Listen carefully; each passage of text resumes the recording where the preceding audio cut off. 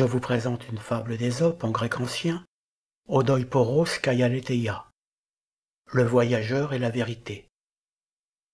C'est donc une fable d'Ésope, Aizoïpos en grec, qui aurait vécu au 7e et 6e siècle avant notre ère, c'est-à-dire un siècle avant la période hellénistique, l'âge d'or pourrions-nous dire, que sont les 5e et 4e siècles avant notre ère, en gros de Périclès à Alexandre le Grand. Vous voyez que le titre ne comporte pas d'article, littéralement voyageur et vérité. Il en est ainsi dans toutes ces fables, 358 d'après la collection Guillaume Budet, non pas le loup et l'agneau, mais loup et agneau et ainsi de suite. Dans une phrase normale, on aurait dû avoir O odoiporos kai e aletheia, avec l'article masculin O pour odoiporos et E pour aletheia. Le substantif odoiporos est constitué de deux racines, d'une part odos, le chemin, qu'on retrouve dans le français méthode. Notez que le H, dans la translittération française, vient de l'esprit rude au-dessus du omicron initial d'odos. Dans le mot grec méthodos, c'est le θ qui exprime l'esprit rude d'odos, car la préposition méta s'écrit avec un tau qui devient θ du fait de cet esprit rude. C'est une transformation tout à fait régulière. Par exemple, on dit météméran qui s'écrit avec un θ. Météméran, expression traditionnelle qui signifie pendant le jour. L'alpha final de méta s'élite devant l'état initial d'éméran, et le taux de méta devient θ du fait de l'esprit rude de l'état initial d'éméran. L'alpha final de méta se transforme en une apostrophe devant une voyelle, mais le grec maintient un espace entre les deux mots alors qu'en français on le supprime. Donc première racine odos, le chemin, deuxième racine poros, le passage. On retrouve le français pore, ce minuscule orifice à la surface de la peau. Un passage de l'intérieur vers l'extérieur. Donc la concaténation ou la jonction de deux racines, le chemin et le passage. Odoiporos est donc le voyageur qui passe. Ce n'est pas seulement un voyageur peut s'arrêter à un hôtel ou une terrasse de café. C'est un voyageur en mouvement, d'où la notion de passage poros. Aletheia, la vérité, qui se constitue de l'alpha privatif, et de la racine let qui renvoie à ce qui est caché. On voit qu'en grec ancien, la notion de vérité est négative. Aletheia, ce qui n'a pas été caché ou ce qui n'a pas pu être caché. On retrouve la racine let dans le mot letté, l'oubli, mais aussi et peut-être surtout dans le verbe lantano, être caché, qui fait letto dans sa forme raccourcie. Ces deux formes, lantano et letto, ont la même signification, être caché. La parenté entre letté et letto est évidente, étant donné que l'oubli, c'est ce qui est en nous et qui en même temps est caché. Le parfait de lantano donne l'eleta. On retrouve bien la racine let incluse dans le mot aletheia. En latin, être caché se dit lateo. On reconnaît les deux lettres L et T de la racine. Odoiporontis, littéralement quelqu'un voyageant. Odoiporon est le participe présent du verbe odoiporo, et tis est un enclitique qui signifie quelqu'un, une personne indéterminée.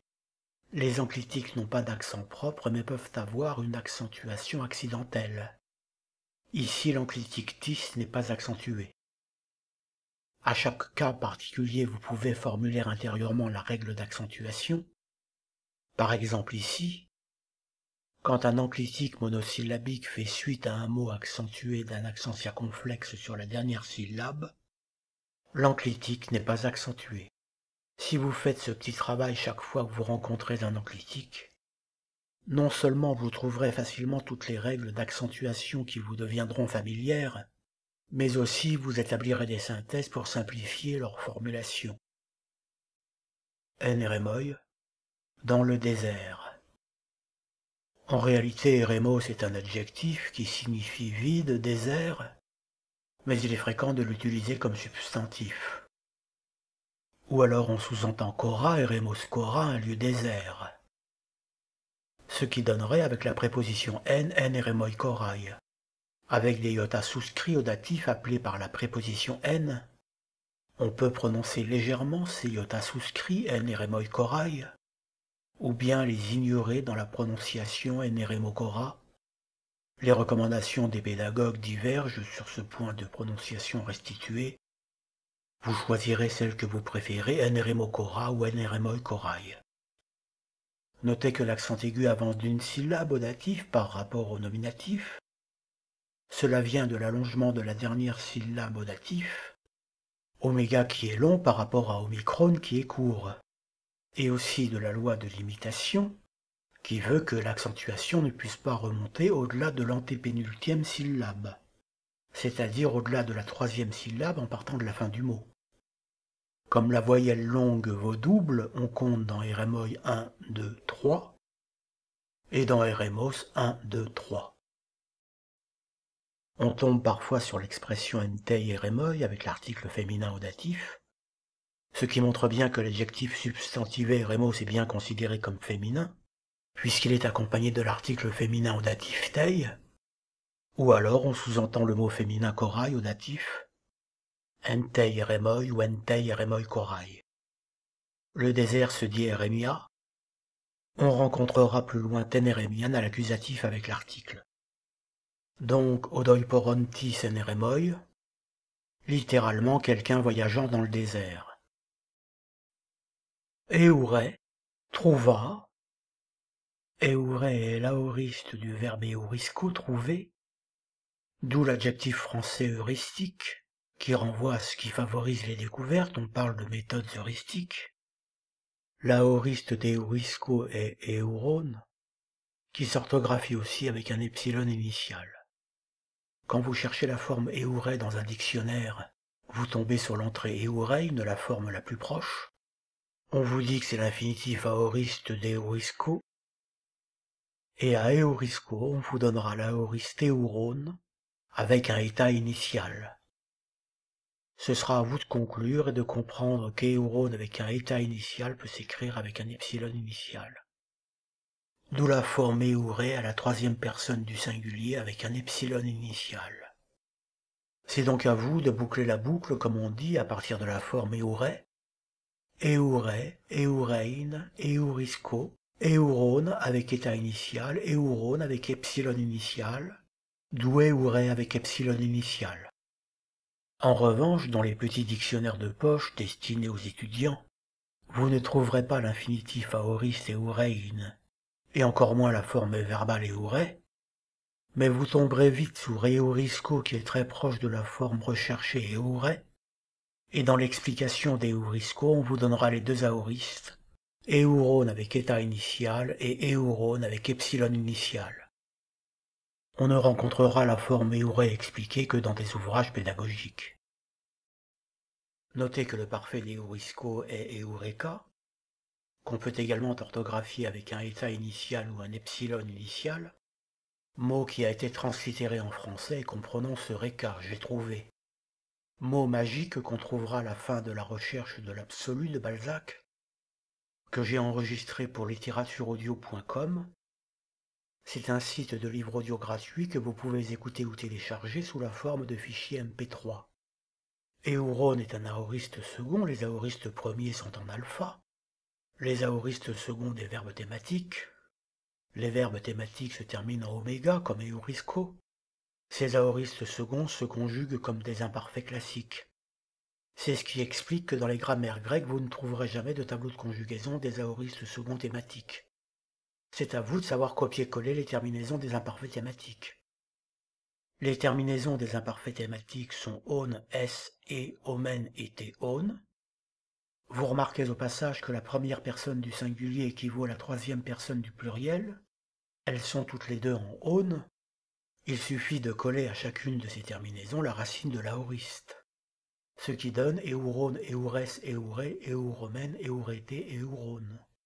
Pour obtenir la forme concurrente, il suffit de remplacer l'état initial par epsilon. Et l'on obtient bien ainsi la forme eure telle qu'écrite dans le texte. Notez que l'accent circonflexe sur les trois premières personnes du singulier et sur la troisième personne du pluriel, qui est de toute façon identique à la première personne du singulier, se transforme en accent aigu sur les premières et deuxièmes personnes du pluriel. Cela vient de l'ajout d'une syllabe dans ces deux formes, et que l'accent circonflexe ne peut pas descendre en dessous de l'avant-dernière syllabe. L'accent circonflexe est donc remplacé par un accent aigu. Donc ce voyageur, Odoïporos, dans le désert Eneremoï, Eure Gunaïkamonen, rencontra une femme solitaire. Guné la femme qui fait Gunaïka à l'accusatif. Guné qui a donné la racine gyn en français androgyne, misogyne, gynécologue. Upsilon se prononce U en prononciation restituée du grec ancien, mais a été translittéré Y en français qui se prononce I. Gunaïkamonen est à l'accusatif en tant que complément d'objet direct du verbe eore trouva. Guné est signalé comme mot difficile dans les grammaires grecques du fait de l'allongement de la racine au cas oblique. Notez par exemple l'accent circonflexe sur l'iota à l'accusatif. Monen de l'adjectif monos, moné, monone. Monos pour le masculin, moné pour le féminin, monone pour le neutre. Seul, solitaire, on retrouve la racine mon comme dans monarchie, gouvernement d'un seul. La mono qui n'enregistre qu'une seule source de son par rapport à la stéréo qui envisage la gauche et la droite, ou encore la fameuse monade de Leibniz qui contient pour ainsi dire tout en elle-même. Donc monen à l'accusatif féminin singulier. Katéphestosan demeurant les yeux baissés. Encore deux mots à l'accusatif féminin qui complètent Gunaïka monen. Katéphès signifie les yeux baissés. Katéphès avec état en voyelle finale pour le masculin et le féminin. C'est ce qu'on appelle un adjectif épicène, c'est-à-dire qui a la même forme au masculin qu'au féminin. Ça existe également en français comme jaune, par exemple, une maison jaune, un pantalon jaune. Et catéphès avec epsilon pour voyelle finale au neutre. Qui donne catéphé en état accent circonflexe à l'accusatif masculin et féminin. Estosan qui est le participe parfait d'hystémie, qui signifie placer quand il est transitif et se placer quand il est intransitif, comme ici. Donc se placer, se tenir en tant qu'intransitif, c'est-à-dire rester dans telle ou telle position, demeurer, ce qui équivaut pratiquement au verbe être. Le participe parfait d'hystémie est estos, estosa, estos. C'est le participe parfait second d'hystémie, certains verbes ont deux participes parfaits signalés dans les dictionnaires, d'où estosan à l'accusatif féminin singulier. Donc cet Odoïporos Anérémoï, ce voyageur dans le désert, rencontra par hasard une Gunaïka moné katéphé estosan, une femme seule se maintenant avec les yeux baissés, Kai fessin aotei, et lui dit, fessin du verbe feimi, dire, qui donne à la troisième personne du singulier fessi ou fessine, avec un nu euphémistique conditionnel. C'est un nu euphémique qu'on rajoute à la fin du mot pour éviter un hiatus devant une voyelle. Ici fessine avec un nu euphémistique ou euphonique pour éviter un hiatus avec l'alpha initial d'autei. Fessi est au présent, il y a ici un brusque passage au présent, on peut appeler ça un présent de narration. Fessi est un enclitique, vous voyez qu'ici il n'est pas accentué. On peut formuler ici une autre règle d'accentuation. Quand un enclitique de deux syllabes suit un mot accentué sur la dernière syllabe, l'enclitique n'est pas accentué, et le mot précédent est accentué à l'aigu. Ici, la conjonction kai est accentuée à l'aigu parce que le mot suivant n'est pas accentué, par opposition par exemple au titre Odoïporos kai aletheia, où le kai a un accent grave parce que le mot suivant est accentué. Autei, datif féminin d'autos, autos, autei, auto, respectivement masculin, féminin, neutre, qui signifie moi-même, toi-même, lui-même, le même, et au cas oblique, le, la, les, à lui, à elle, à eux, etc. Ici, littéralement, et dit à elle, donc, et lui dit. Notez cette ponctuation particulière au grec ancien, c'est un point en haut. Ça équivaut à notre point-virgule ou à nos deux points. Ça marque donc un petit arrêt ici pour indiquer des paroles prononcées. Ce voyageur, donc Odoïporos, lui demande Tisei, qui êtes-vous? Le point-virgule grec correspond à notre point d'interrogation. Ei est la deuxième personne du singulier du verbe être au présent. Eimi je suis, ei, esti ou estine avec un UFL cystique devant voyelle, esmen, esté, eisi ou eisine. La seconde personne du singulier des verbes doit se traduire par un tutoiement ou un vouvoiement en fonction du contexte. On opte ici pour un vouvoiement puisque ce voyageur ne connaît évidemment pas cette femme inconnue qu'il rencontre par hasard. Notez que cette seconde personne du singulier du verbe être est la seule à être accentuée, avec un accent circonflexe sur l'iota. Toutes les autres formes sont enclitiques, avec certes un esprit doux, mais pas d'accent propre. Notez que le pronom interrogatif tis est non seulement accentué, mais est toujours accentué à l'aigu.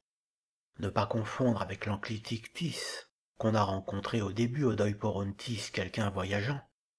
L'enclitique n'a pas d'accent propre, mais peut avoir une accentuation accidentelle. Ici, il ne s'agit pas d'un enclitique, mais d'un pronom interrogatif. Il est accentué à ce titre et toujours à l'aigu. Ede est fait aletheia. Celle-ci répondit vérité. Pour la traduction, vous pouvez broder un peu et dire je suis la vérité ou je m'appelle la vérité. Mais puisque dans le texte il n'y a que le mot aletheia, on peut traduire par vérité tout court. Est l'article féminin. C'est la lettre état en majuscule avec un esprit rude. Est sous-entendu gunet au nominatif, et gunet la femme. Dès est une particule de liaison qu'on ne traduit pas forcément. On aurait pu avoir une illusion du fait que le mot suivant commence par une voyelle. Ces particules sont très utiles parce qu'à l'époque tout était écrit en majuscule sans espace entre les mots. Donc delta epsilon ou delta tout court, si le translittérateur préfère l'élision, permet de séparer l'article féminin de la suite de la phrase. Est, des, est, fait, a, les, té, ya. Est fait l'imparfait de fémi, dire. On a vu précédemment la forme fessi ou fessine au présent. Est fait à l'imparfait littéralement disait, mais l'usage traduit logiquement ce genre d'imparfait par un passé simple. Non pas elle disait, mais elle dit ou même elle répondit. Notez de nouveau le point en haut avant la réponse. Le voyageur reprend la parole, Kaitia Poyan Aitian. Et pour quelle raison, littéralement au travers d'une cause de quelle nature? Dia plus accusatif Poyan Aitian. Poios Poya Poyon, adjectif interrogatif qui signifie de quel genre, de quelle nature. L'adjectif interrogatif est accentué sur l'iota, alors que l'adjectif qualificatif correspondant est accentué sur la dernière voyelle. Notez l'accent aigu sur l'iota de l'adjectif interrogatif féminin. Cela vient du fait que l'alpha final du féminin est long, alors que les omicrones du masculin et du neutre sont courts, par définition, puisqu'omicrone signifie petit o. Comme l'accent circonflexe ne peut pas se trouver en troisième position à partir de la fin, on compte 1, 2 pour l'alpha long et donc 3 pour l'iota, transformant l'accent circonflexe en accent aigu. Ces altérations d'accentuation sont fréquentes dans les déclinaisons et les conjugaisons. Ici, par exemple, c'est assez trompeur, car le dictionnaire ne va donner que les finales féminines et neutres, et non pas les mots entiers. Donc, si poios est un simple adjectif, il sera accentué sur la finale. Par exemple, une cause de ce genre et ainsi de suite, on aura poia et pia. Ici, au nominatif, par exemple. Sinon, il faut mettre ces mots au cas voulu par leur fonction dans la phrase, avec accentuation sur la finale. Ici, accent grave baryton parce que le mot suivant est accentué. Les mots sont présentés en occiton dans les dictionnaires accent aigu sur la finale parce qu'il n'y a rien après.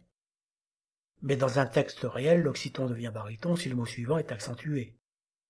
Si c'est un adjectif interrogatif, quel type de cause, etc., on écrira poia et tia avec un accent aigu sur l'iota. Et bien sûr au cas voulu par sa fonction dans la phrase. Donc ici question, accent aigu sur l'iota, diapoian aitian, par quel genre de raison? Tenpolin Afeissa, ayant quitté la ville. Afeissa est le participe aoriste d'Aphiémie, qui signifie ici laisser, abandonner, composé d'apo loin et yémi laisser tomber. le participe aoriste d'aphiémie et apheis, apheissa, aphen. Ici on a clairement la graphie au nominatif féminin. Au nominatif parce que ce participe est apposé au sujet sous-entendu, vous à qui je parle. Et féminin parce que le sujet est féminin puisque ce voyageur rencontre une femme. S'il parlait à un homme, on aurait eu apheis. Teneremian oikeis. Vous habitez le désert. C'est une question donc elle se termine par le point d'interrogation du grec ancien, c'est-à-dire le point virgule. Oikeis, c'est la deuxième personne du singulier du verbe oiko, habiter. On opte ici encore une fois pour la traduction vous voyante. La racine grecque oik renvoie à la maison. En français ek, comme dans économie, littéralement la loi de la maison, nomos la loi. Ou encore métèque avec la maison, le métèque est accueilli et vit avec ou dans la maison. Teneremian, le désert à l'accusatif en tant que complément d'objet direct d'oikeis. Ce voyageur pose donc la question, dit Apoyan à Itian, pour quelle raison? Après avoir quitté la ville, ten Pauline apheissa. Vous habitez le désert, Teneremian oikeis. Ede Eipen, celle-ci répondit. Eipen et l'aoriste second de l'ego dirent parler. Ici avec un UFL cystique parce que le mot suivant va commencer par une voyelle. La racine de l'aoriste est différente de celle du verbe de base. C'est très fréquent en grec ancien et même en français. Il suffit de comparer avec le verbe aller, je vais et nous irons avec des racines différentes. Petite difficulté d'accentuation dans la conjugaison aux première et deuxième personnes du pluriel, l'accent circonflexe devient un accent aigu. Car un accent circonflexe ne peut se trouver que sur la dernière ou l'avant-dernière syllabe, et non sur l'antépénultième. De nouveau point en haut qui correspond à nos deux points, puisque cette femme va répondre. Otitois palai kairos, parce que dans les temps anciens, kairos littéralement la circonstance, mais ça finit par signifier le temps. Ici tois kairos au datif pluriel avec l'article. C'est un datif de datation, littéralement au temps palai autrefois. Ne pas confondre kairos, la circonstance, le temps, avec le verbe kairo qui lui ressemble. Le substantif kairos s'écrit avec un kappa initial, mais le verbe kairo avec un ki initial. Le verbe kairo signifie se réjouir, c'est d'ailleurs avec ce verbe qu'on se dit bonjour en grec ancien. On dit kairé à une personne, littéralement réjouissez-vous en traduction vous voyante, et kairété à plusieurs, salut, bonjour. Donc parce que dans les temps anciens, otitois palai kairos, par oligois chez très peu, l'alpha final de la préposition paracélide devant une voyelle, sous-entendu anthropoi chez très peu de personnes, chez très peu d'individus, en to pseudos, était le mensonge, en imparfait du verbe être. Donc autrefois palai, le mensonge to pseudos se trouvait chez très peu par oligois, alors que maintenant nun de a ici une vraie valeur d'opposition, mais maintenant, eis pantas anthropus estin. Il est chez tous les hommes. Le translittérateur a utilisé ici la préposition eis vers, avec l'accusatif pantas anthropus. Notez que l'enclitique estin est accentué sur la finale, ce qui nous permet de formuler une nouvelle règle d'accentuation. Quand un enclitique de 2 syllabes suit un mot accentué à l'aigu sur la pénultième, l'enclitique est accentué sur sa finale. Ici à l'aigu parce que la phrase est terminée. Si l'enclitique avait précédé un mot accentué, l'accent aurait été grave. Otik akistos bios. Cette fable montre que la vie devient très mauvaise. On n'a ici que la conjonction oti, sous-entendu au logos d'Eloi, cette fable montre. Oti que. Logos ou mutos, on peut avoir o mutos d'Eloi. Dans les textes qui nous sont parvenus, on a majoritairement ces trois formes. O logos d'Eloioti, o mutos d'Eloioti ou oti tout court. La vie est très mauvaise, kakistos est le superlatif de kakos, mauvais. La racine kak renvoie à ce qui est mauvais, comme dans cacophonie. Le verbe être se situe plus loin dans la phrase. Notez que bios n'a pas d'article, ce n'est pas obligatoire, on dit bien au bios brachus, la vie est courte. Donc la vie devient très mauvaise, kai poneros est pénible. Tois anthropois aux hommes, datif pluriel. Le verbe être estine se trouve à la fin de ce fragment sans que ce soit obligatoire. On aurait pu l'avoir avant, d'ailleurs l'ordre des mots en grec ancien peut suivre celui du français. C'est une langue très souple qui n'a pas la rigidité du latin ou de l'allemand qui doit souvent mettre le verbe à la fin. Estine en critique accentuée sur la finale du fait que le mot précédent est accentué sur la pénultième. Otetopseudos quand le mensonge. Procrinetai thessaleteias prévaut sur la vérité. Procrino, choisir de préférence. Ici au passif, procrinetai littéralement est choisi, verbe qui se construit avec le génitif ici thessaleteias. Donc vous voyez qu'une fable d'Ésope se divise en trois, un titre, une narration de quelques lignes et une morale. Donc pour résumer, un voyageur au Doiporos rencontre par hasard dans le désert Eneremoi une femme solitaire, Gunaika Monen, qui se maintient les yeux baissés, qu'a-t-elle fait? Et il lui demande « Qui êtes-vous, Tisei ?» Celle-ci lui répond « Je suis la vérité, Aletheia. » Et par quelle raison continue-t-il qu'Aidia Poyanaitian? Après avoir abandonné la ville, Ten Polina Feissa, vous habitez le désert, Teneremianoikeis. Cela vient du fait que dans les temps anciens, Tois Palai Kairois, le mensonge, Topseudos, se rencontrait chez très peu par Oligois, alors qu'aujourd'hui, Nunde, il est chez tout le monde Eis Pantas Anthropus. Cette fable montre que la vie, bios, devient très mauvaise, kakistos, et pénible, kaiponeros, aux hommes tois anthropois, dès lors que le mensonge, otetopseudos, prévaut sur la vérité, procrinetai thessaleteias. Vous voyez que les problèmes de mensonge et de vérité ne datent pas d'hier. Je fais confiance à votre génie littéraire pour améliorer cette traduction, et pourquoi pas en faire un court poème en prose ou un vers plus ou moins libre.